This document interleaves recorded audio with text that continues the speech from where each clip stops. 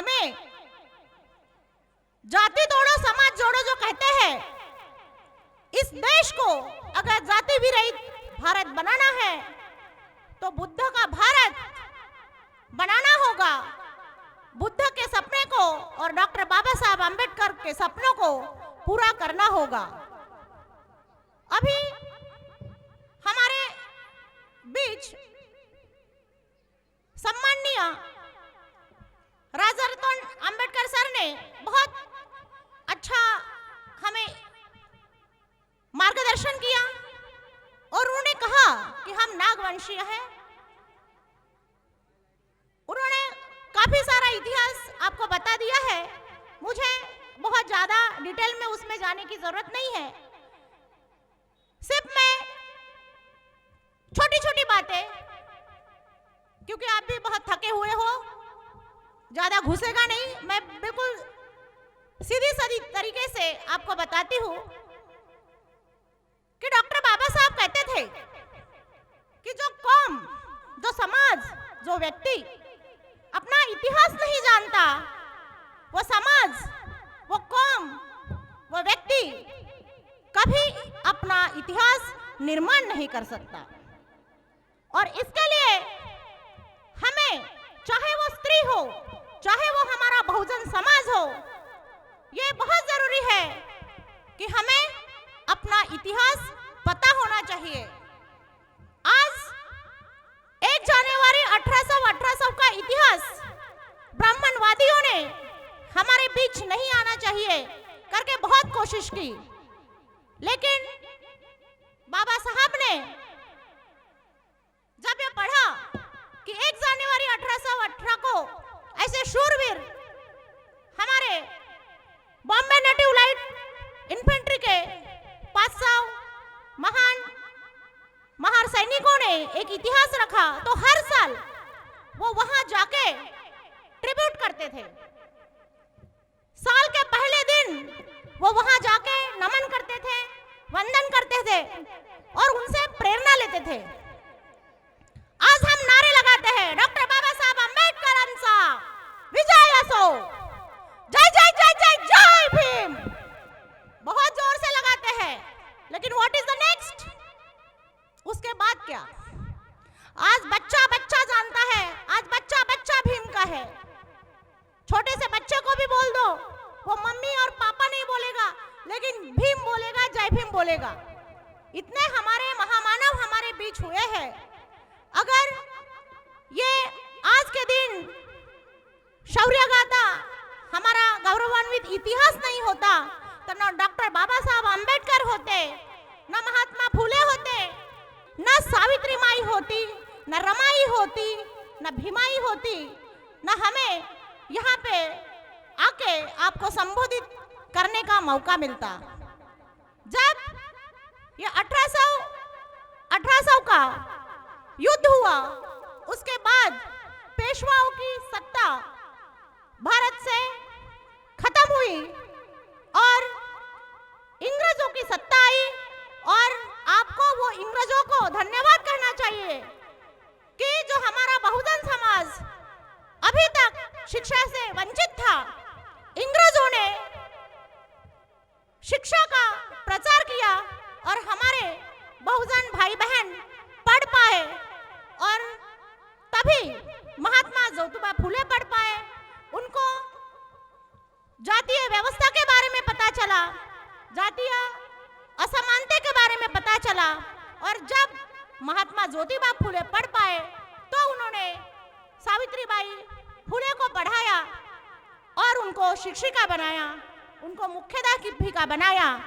आज सावित्रीबाई फूले पढ़ पाई तो हम महिला पढ़ पाए। इतना बड़ा योगदान 1 जनवरी 1818 का है। अगर 1 जनवरी 1818 का युद्ध हम न जीत पाते तो न सावित्रीबाई फूले होती, न महात्मा फूले होते, न आरक्षण के जनक जो शाहू महाराज हैं वो डॉक्टर बाबा साहब अंबेडकर को स्कॉलरशिप दे पाते, न बाबा साहब अंबेडकर पढ़ते। तो हम तो यही कहेंगे कि न तुम होते तो न हम होते, ये हमारे महामानव नहीं होते तो हम नहीं होते।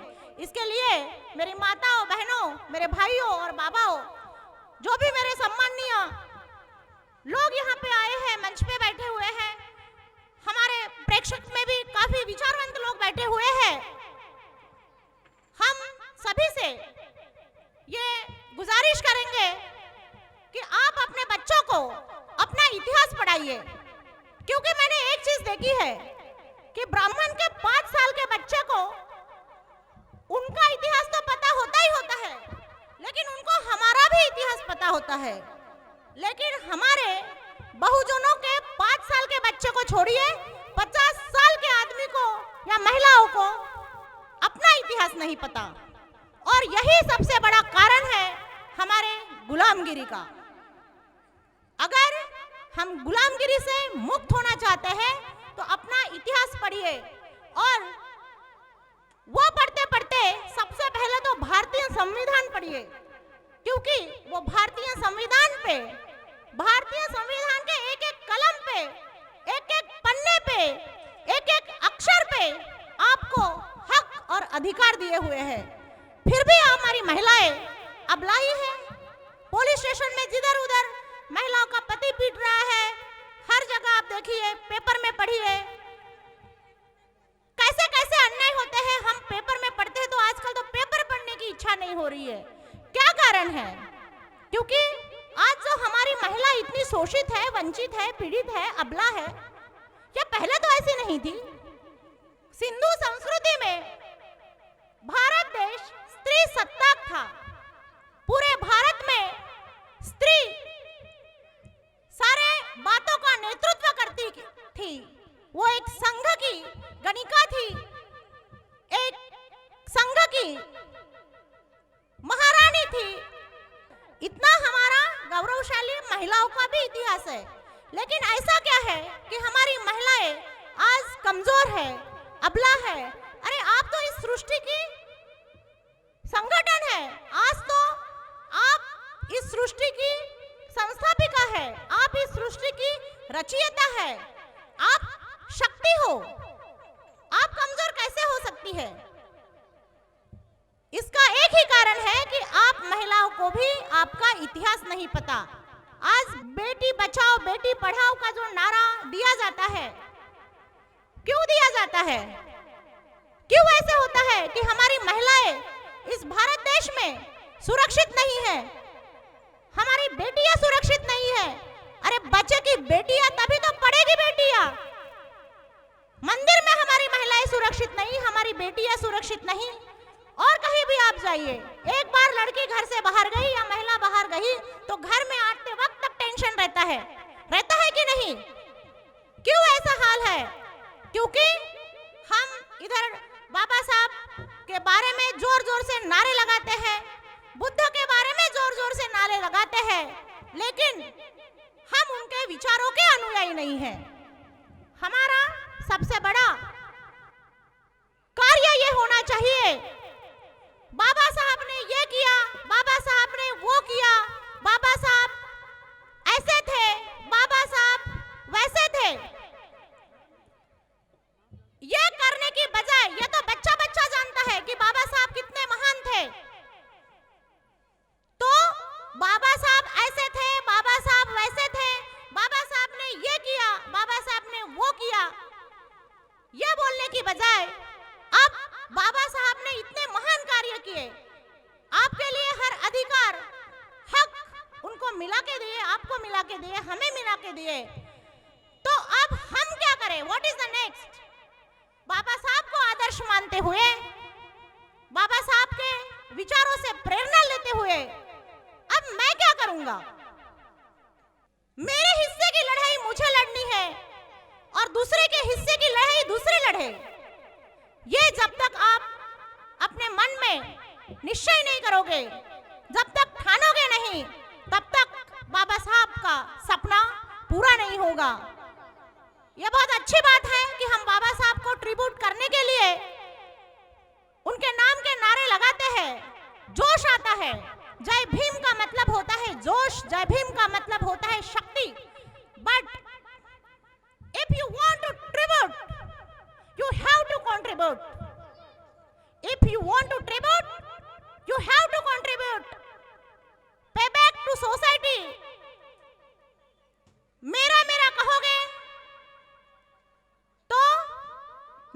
होगा और बांटोगे तो बढ़ेगा। इसके लिए बांटने की इच्छा, बांटने की मंशा आपके अंदर होना चाहिए। मेरा मेरा कहने से नष्ट होगा, बांटने से बढ़ेगा, ये मेरा नहीं, बुद्ध का तत्वज्ञान है। बुद्ध ने कहा है कि जो मेरे पास है, जब उन्होंने, आपको पता है कि 6 साल तक तपस्या की, बहुत कठोर तपस्या की, और जो भारत भर में उपदेश बांटा, उपदेश दिया, हमें ज्ञान दिया, जो महामानव ने, तथागत बुद्ध ने हमें जागरूक करने के लिए जितना परिश्रम किया, 45 साल तक सिर्फ चलते रहे और सिर्फ बोलते रहे। 45 साल तक सिर्फ चलते रहे और बोलते रहे, उपदेश देते रहे। भारत देश को जगाने का जो महान कार्य तथागत गौतम बुद्ध ने किया, उतना आज तक किसी भी पुरुष ने नहीं किया है। तो इतने बड़े महान हमारे महामानव हैं, आपकी यह नैतिक जिम्मेदारी है कि अपने महामानवों को पढ़ो, और उन्होंने जो इतिहास रचा है उतना तो हम नहीं कर सकते, लेकिन अपने अपने हिस्से की जिम्मेदारी निभाते वक्त फूल न फूल की पत्ती तो आप कर सकते हो। कोई कोई बहुत बड़े लीडर है, बहुत अपना त्याग, समर्पण, बलिदान करके समाज के लिए लड़ते हैं, लेकिन हर इंसान के अंदर वो ताकत है। अगर आपने ठान लिया, विकल्प मिलेंगे बहुत मार्ग भटकाने के लिए, विकल्प मिलेंगे बहुत मार्ग भटकाने के लिए, संकल्प एक ही काफी है मंजिल तक जाने के लिए। और हमारी मंजिल है तथागत बुद्ध और डॉक्टर बाबा साहब अंबेडकर के विचारों का प्रचार प्रसार करना। थको नहीं, रुको नहीं, चलते रहिए। अगर चलते रहेंगे तो मंजिल हमें जरूर मिलेंगी। आज 1 जनवरी 1818 का इतिहास छिपाने के लिए हैप्पी न्यू ईयर का सेलिब्रेशन सारे मनुवादी करते हैं, लेकिन हमें इनके भुलावे में न आते हुए हमारे संकल्प की ओर बढ़ना है।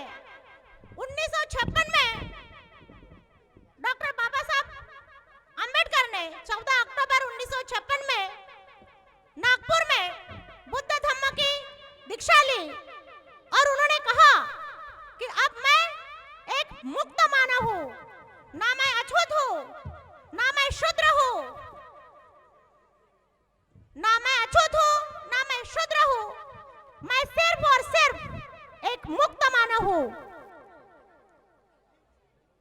और इसके बाद जो भी मेरा शेष जीवन बचा है, यह मेरा जो बचा हुआ शेष जीवन है, वो मैं बुद्ध के मार्ग पे चलूंगा और भारत देश में बुद्ध धम्म के प्रचार प्रसार का कार्य करूंगा। और अपने अंतिम सांस तक उन्होंने यह ठाना था कि संपूर्ण भारत बुद्धमय करने का। अचानक 6 दिसंबर 1956 को बोधिसत्व विश्व रत्न डॉक्टर बाबा साहब अंबेडकर का महापरिनिर्वाण हुआ। और जब महापरिनिर्वाण हुआ तो ऐसे जनसैलाब उमड़ा, किसी के घर में रोटी नहीं जली, किसी के घर में अन्न नहीं जला। हमारे हर दलित, पीड़ित, वंचित, शोषित के आंखों में आंसू थे कि हमारे बीच का कोई इंसान चला गया। जो जो मिला सब लेके बॉम्बे चले गए, चैत्यभूमि। हर जगह आंसू थे, हर एक की आंखों में आंसू थे। 10 लाख लोगों ने वहां पे संकल्प किया कि बाबा, हम आपका जो मिशन है, जो भारत बुद्धमय बनाने का सपना है, वो पूरा करेंगे। वहां पे शपथ ली गई, वहां पे संकल्प किया गया। लेकिन ऐसा क्या हुआ कि आज तक हम भारत को बुद्धमय नहीं कर पाए? क्योंकि वो जो शपथ लेने वाले लोग थे वो वहां पे रोए, बाद में घर आए और अपने अपने कामों में लग गए, क्योंकि वो उनके विचारों के भक्त थे, अनुयायी नहीं थे। वो बाबा साहब के भक्त थे, वो उनके विचारों के अनुयायी नहीं थे। और कार्ल मार्क्स देखिए, उनका जब डेथ हुई तो सिर्फ 14 या 15 लोग थे और सिर्फ ऐसे हाथ खड़े चुपचाप बैठे हुए थे, खड़े हुए थे, कोई उनके चेहरे पे भाव नहीं थे, लेकिन मन में निश्चय था। वहां से वो चुपचाप चले गए, मन में निश्चय किया और पूरे दुनिया में मार्क्सवाद फैलाया। तो मेरे भाई और बहनों, सम्माननीय गणों, मुझे यही बोलना है कि यहाँ पे भीड़ कितनी है वो ज्यादा महत्व नहीं रखता। हमें भीड़ नहीं, संगठन चाहिए। 16 या 25 लोग भी संपूर्ण विश्व में, संपूर्ण दुनिया में जब मार्क्सवाद फैला सकते हैं, तो ये भीम के रक्ते जिगर उनका सपना क्यों नहीं पूरा कर सकते? हम चाहते हैं कि आज के पहले क्या हुआ पता नहीं, आज साल का पहला दिन है, यहाँ से कुछ ऐसा लेके जाइए, ऐसी प्रेरणा लेके जाइए, ऐसा आदर्श लेके जाइए और अपने अपने काम में लगिए। बस ये सुन के घर में ना बैठे। हर महिला यहाँ की किसी अपने आस पड़ोस वाले को बताइए कि बाबा साहब के पहले का ये 1 जनवरी 1800 का इतिहास था और ये ऐसा था, ये जीते थे, हमने ये युद्ध जीता था, भीमा कोरेगांव, पुणे महाराष्ट्र का। इसके लिए बाबा साहब हमारे महामानव बने, हमारे अधिकार और हक के लिए लड़े, तो हमें भी, हम उतने महान तो कभी नहीं बन सकते, क्योंकि उन्होंने तो जो क्रांति की ना भूतो ना भविष्यति की, हम अपने हिस्से की छोटी सी लड़ाई तो लड़े। जब आप अपने मन में ये सोचोगे, तभी मैं ऐसे समझूंगी कि जो करुणागिरी के आयोजक मडामी सर है, महेंद्र मडामी, गणवीर सर, उन्होंने ये जो प्रोग्राम, इतना बहुत खूबसूरत प्रोग्राम यहाँ पे ऑर्गेनाइज किया, मुझे बोलने का मौका दिया, इसलिए मैं उनका तहे दिल से शुक्रिया अदा करती हूँ। आप सभी ने मुझे सुना, इसके लिए आप सभी को मैं दिल से धन्यवाद देती हूँ। जय भीम, नमो बुद्धाय, जय भारतीय संविधान।